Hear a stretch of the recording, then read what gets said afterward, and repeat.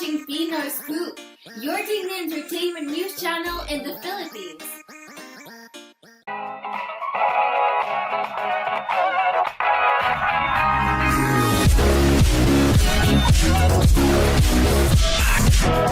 What was your initial reaction? Nagulat ako na nasabi ni Manny yon. Pero pareho kami ng hindi kami sang-ayon. Oo, sa parehong, 'di ba? So, yun yung sa akin na kaya lang nagkamali lang siguro siya dun sa wording sa na Sinusuportahan niyo yung anti-discrimination bill na dapat hindi discriminate yung mga LGBT. Oo, hindi. Yun ang sinasabi ko eh. Marami akong kaibigan ng bading, tomboy. Marami akong kaibigan na rinirespeto ko. Ang di lang ako sang-ayon, yung magpakasal kayo. Parehong sex, di ba? Pareho kayo tomboy, pareho kayo ba?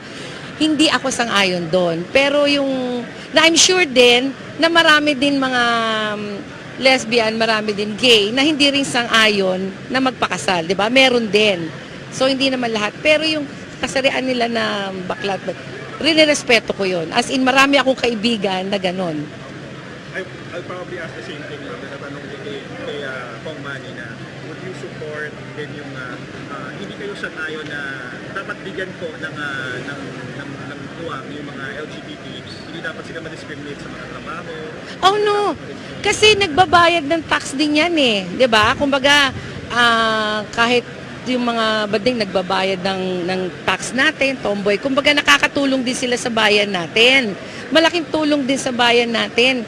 Kahit sabihin mo na isang tomboy, isang bakla, yan, nakakatulong. So, yun lang yun sa akin. Walang hindi sila kailangan i-discriminate, hindi.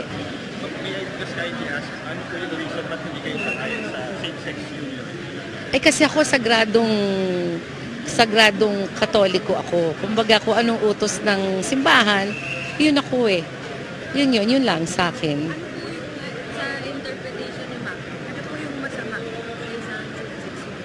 Wala lang, basta sa akin kasi, di ba, pag babae, ang babae para sa lalaki, ang lalaki para sa babae. Yun yung sa akin. At yan yung ano natin na, yung sinabi nga ni Manny sa Bible, di ba? Ako sa simbahan kasi na yun. Siguro yun din yung itinuro sa akin ng mga magulang ko eh. Kumbaga, yun.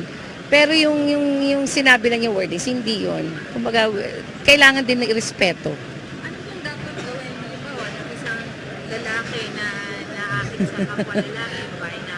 Hindi yun naman, nare-respeto ko naman yun eh. Kasi nga, kung ano yung pakiramdam nila, rinirespeto ko yun. Kasi kung ano naman, kasi kanya-kanya tayong opinion, di ba? Magkakaiba tayo. Kung anong feeling ng isang taong to, hindi na natin pwedeng pakialaman eh. Respeto ko na lang yun sa kanila. Yun yung sa akin. Kumbaga, hindi ko naman pwedeng manduhan sila na, eto. Kasi sinasabi ko, aking opinion lang yun. Sa akin lang yun. Thank you for watching today's entertainment news here at Pinoy Scoop.